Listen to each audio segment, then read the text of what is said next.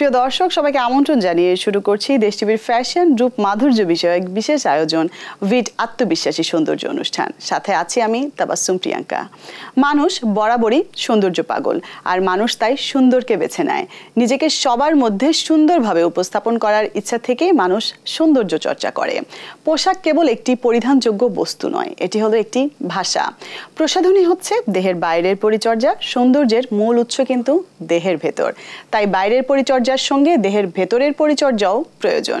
কিছু অভ্যাস বা সতর্কতাই আমাদেরকে দেবে সুস্থ, সুন্দর এবং আকর্ষণীয় অবয়ব। সৌন্দর্যের আদ্যপান্ত নিয়েই ভিট আত্মবিশ্বাসী সৌন্দর্য অনুষ্ঠান।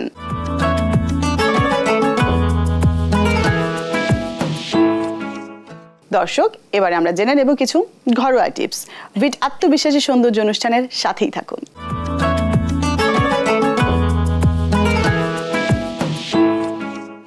পরিষ্কার করার একটি রুটিন অনুসরণ করুন। প্রতিদিন সামান্য পরিমাণে পরিষ্কার করুন যাতে বড় ময়লা জমে না থাকে। আগে অপ্রয়োজনীয় জিনিস সরিয়ে ফেলুন। পরিষ্কার করার আগে অপ্রয়োজনীয় জিনিসগুলো সরিয়ে ফেললে কাজ সহজ হবে। সঠিক পরিষ্কারের উপকরণ ব্যবহার করুন। বিভিন্ন পৃষ্ঠের জন্য ভিন্ন ধরনের ক্লিনার প্রয়োজন, যেমন কাঁচ, স্টেইনলেস স্টিল। উপর থেকে নিচে পরিষ্কার করুন। আগে উচ্চতায় থাকা স্থানগুলো, শেলফ, কাউন্টার পরিষ্কার করুন যাতে ধুলো নিচে পড়ে এবং নিচের অংশ পরে পরিষ্কার করা যায়। মাইক্রোফাইবার কাপড় ব্যবহার করুন। এটি সাধারণ কাপড়ের তুলনায় ধুলো এবং ময়লা ভালোভাবে ধরে রাখে। পরিষ্কার করার সরঞ্জাম হাতের কাছে রাখুন। দ্রুত কাজের জন্য সমস্ত উপকরণ একসঙ্গে সংরক্ষণ করুন। প্রাকৃতিক ক্লিনার ব্যবহার করুন। ভিনেগার, বেকিং সোডা এবং লেবু অনেক পরিষ্কারের কাজে দারুণভাবে কাজ করে। পরিষ্কার করার জন্য কিছুক্ষণ বসতে দিন।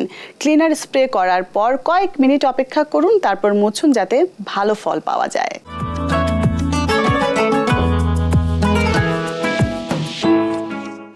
দর্শক, ভিট আত্মবিশ্বাসী সৌন্দর্য অনুষ্ঠানের এ পর্যায়ে শুনবো আমরা একজন এক্সপার্টের কিছু কথা।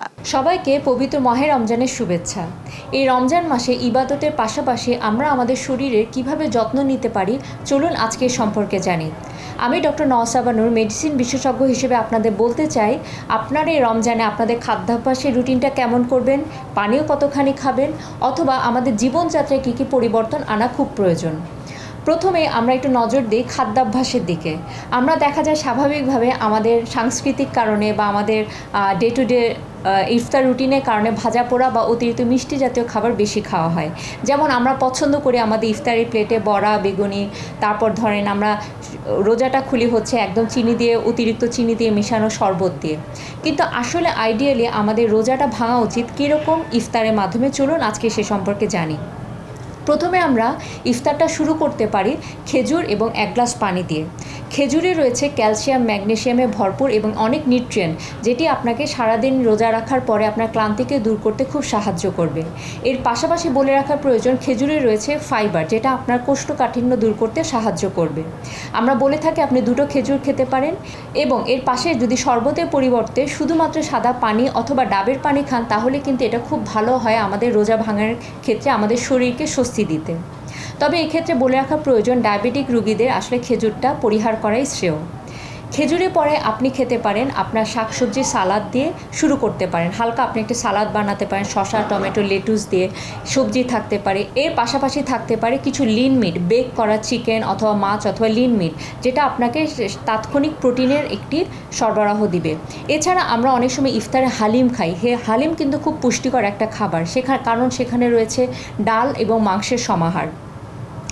আপনি এই মাংস অথবা হালিম এটার সাথে খেতে পারেন রুটি অথবা আপনার ব্রেড এরকম। তাহলে আমরা কার্বোহাইড্রেটটা, যেটাকে আমরা আসলে প্রেফার করি কমপ্লেক্স কার্বোহাইড্রেট, যেটা সবচেয়ে ভালো সোর্স হচ্ছে লাল আটার রুটি অথবা চাল, অথবা আপনি যদি হোল হুইট ব্রেড খেতে পারেন। আমরা যদি এভাবে সালাদ, শাকসবজি, মাছ, মাংস এবং আপনার ব্রেড দিয়ে শুরু করি, তাহলে কিন্তু আমাদের ইফতারটা অনেক স্বাস্থ্যকর হবে। তবে অবশ্যই এর পাশাপাশি আমাদের হয়তো বা বড়া, বেগুনি খেতে ইচ্ছা করবে, আপনি খেতে পারেন, তবে অবশ্যই এটা যেন পরিমাণ মতো হয়। আপনি আগে যদি আপনি 3-4টা করে খেতেন, এখন একটি করে খাবেন। আপনি যদি অনেক বেশি ছোলা খেতেন, এখন অল্প একটু খাবেন। তবে ছোলার ক্ষেত্রে বলে রাখা প্রয়োজন, ছোলাতে রয়েছে অনেক বেশি ফাইবার, অনেক বেশি নিউট্রিয়েন্ট, যেটি আপনার শরীরে শক্তি যোগানোর পাশাপাশি কনস্টিপেশন প্রিভেন্ট করতে সাহায্য করবে। এবার আসি আমাদের রাতের খাবার অথবা সেহরির খাবার কেমন হবে। এখানে আমরা আমরা সুষম খাবার রাখবো। একইভাবে আমরা ভাত অথবা রুটির পাশাপাশি রাখবো শাকসবজি, সালাদ এবং মাছ বা মাংস। মাংসের ক্ষেত্রে বলে রাখতে চাই যে আমরা মুরগি বেশি প্রেফারেন্স দিব, কারণ রেড মিট যেমন গরু মাংস, খাসির মাংস যদি বেশি খাওয়া হয় তাহলে কিন্তু কোষ্ঠকাঠিন্যের সমস্যা আপনি ভুগতে পারেন। কারণ দেখা যায় রোজার সময় পানির স্বল্পতা থেকে কিন্তু কোষ্ঠকাঠিন্যর সমস্যা খুব সহজেই দেখা দেয়, যেখান থেকে পাইলস অথবা অ্যানাল ফিশারের মতো জটিলতা সৃষ্টি হতে পারে। এই জন্য আমরা এসব গরু মাংস, খাসির মাংসের বদলে আমরা একটু মুরগি মাংস দিকে প্রেফারেন্স দিব। আমরা খেতে পারি নানা রকম মাছ, এবং অবশ্যই যেন রাতের খাবার অথবা সেহরিতে যেন ডিম আমাদের খাদ্য তালিকায় থাকে। ডিমে আমরা সব ধরনের প্রোটিনের একটি কম্বিনেশন পেয়ে থাকি। খাদ্যের পাশাপাশি আমি বলতে চাই পানীয়র দিকে, কারণ আমাদের দিনটা এখন অনেক বড় এবং অলরেডি কিছুটা গরমে আবহাওয়া শুরু হয়ে গেছে। এই জন্য আমরা আমাদের ইফতার থেকে সেহরি পর্যন্ত যে সময়টা, আমরা এখানে 7 থেকে 8 গ্লাস পানি যেন খাই, সেদিকে আমাদের নজর দেওয়া খুব প্রয়োজন। আমরা যখন তারাবি নামাজ আদায় করতে যাই সবসময় আমরা আমাদের নামাজের পাশে 1 বোতল পানি রাখতে পারি, নামাজের পাশাপাশি আমরা পানি খেলাম। এছাড়া আমরা যখন সেহরিতে উঠব তখন আমাদের খাবার ইনটেকের পাশাপাশি যেন 2-3 গ্লাস পানি খাওয়া হয়, সেদিকে আমাদের নজর রাখতে হবে। কারণ একইভাবে আমাদের কিন্তু এই পানির স্বল্পতা থেকে মহিলাদের ক্ষেত্রে ইউরিন ইনফেকশন, কনস্টিপেশন এই ধরনের সমস্যাগুলো তো রোজার ক্ষেত্রে আমরা অনেক বেড়ে যেতে দেখি।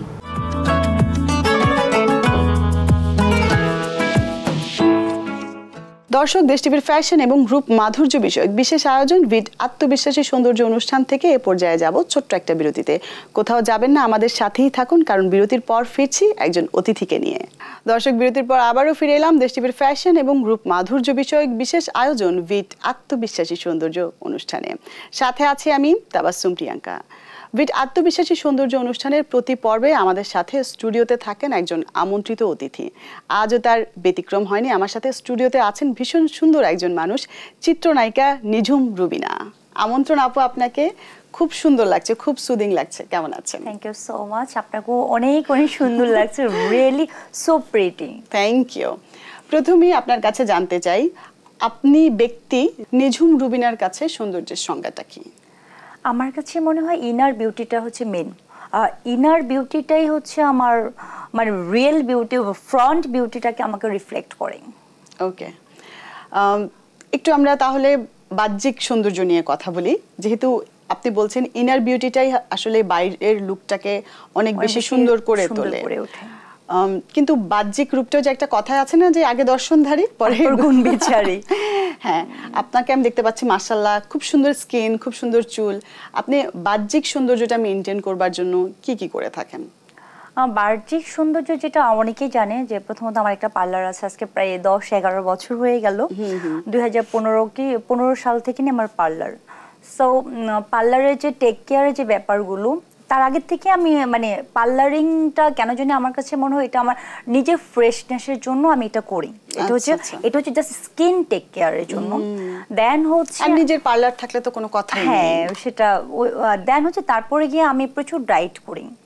মানে ডায়েটটা আমার টু মাচ ডায়েট। এটা শুনলে যে কেউ হাসবে, যে আসলে একটু আমরা শুনি ছোট্ট করে। যেমন আমার লাস্ট মানে আমি তো সবসময় মানে রাইসটা আমি খুবই মানে অ্যাভয়েড করি, আমি রাইসটা একদম খেতেই চাই না। আচ্ছা, যতটুকু না খেলেই না, বাসার বকাঝকা খেয়ে যেটুকু খাওয়ার দরকার ঠিক ততটুকু আমি রাইসটা আর কি জাস্ট আমি খাই। এছাড়া আমি যেটা হয়, আমি এটা ঠিক না যতটা আমি ডায়েট করি, যে 18-20 ঘন্টা করে কিটো ডায়েটের মতো কি ডায়েটে করা হয় আমার না। আমি কখন করি সেটাও বলি, যখন আমার কাছে মনে হয় আমি ওয়েটটা মনে হয় অনেক বেশি গেইন করে ফেলেছি, মানে 2-3 কেজি ওয়েট গেইন করলে আমার কাছে অনেক মানে অনেক হেভি ওয়েট মনে হয়, তখন মনে হয় এটুকু আমার জন্য একটা এক্সট্রা। হ্যাঁ, আমি খুব আনইজি ফিল করি।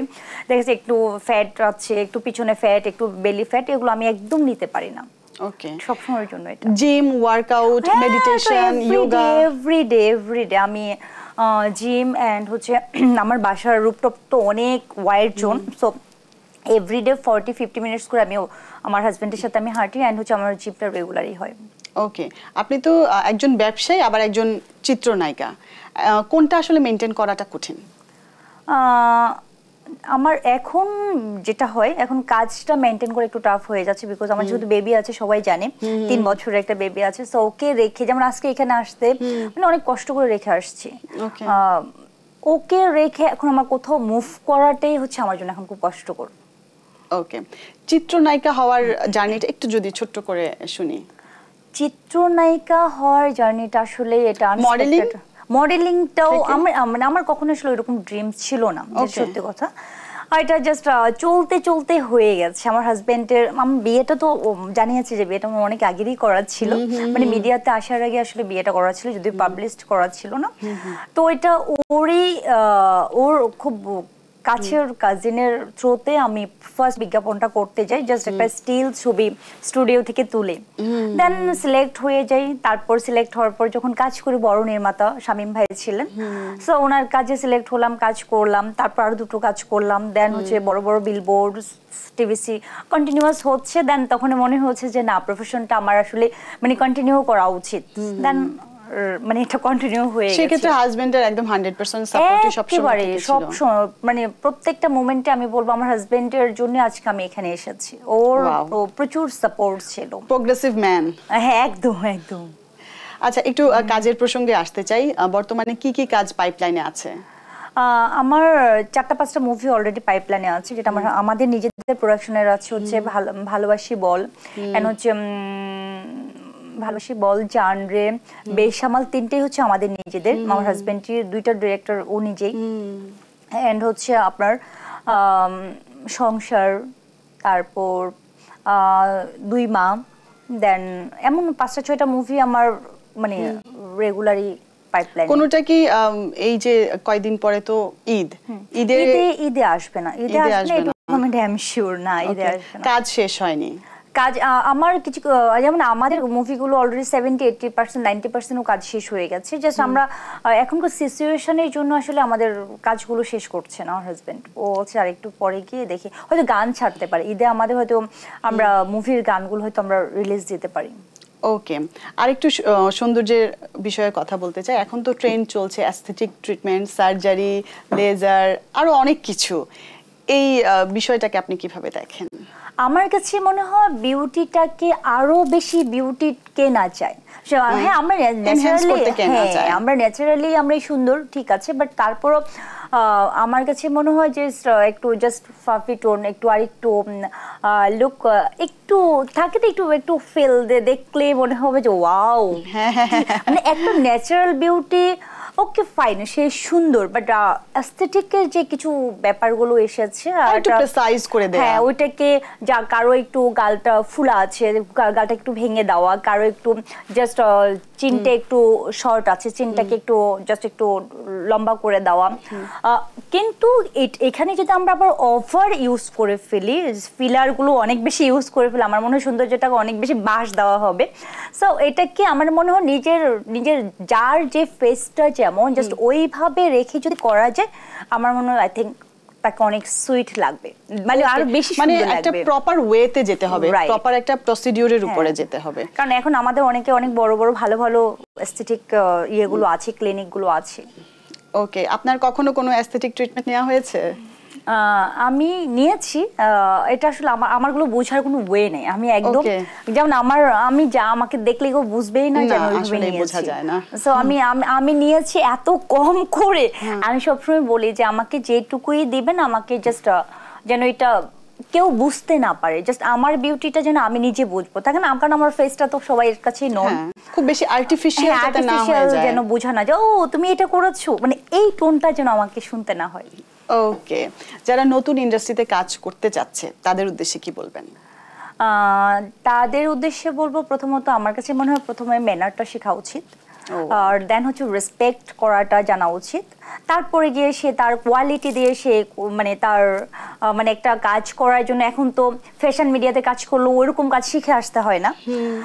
সে মানে নিজের কোয়ালিটিটাই হচ্ছে আসলে মেইন, মানে যেটাই করতে চাক না কেন একজন ব্যক্তি, তার সেটার জন্য একটু প্রিপারেশন নিয়ে আসতে হবে। অনেক ধন্যবাদ, আপনার সাথে আড্ডা দিয়ে ভীষণ ভালো লাগলো।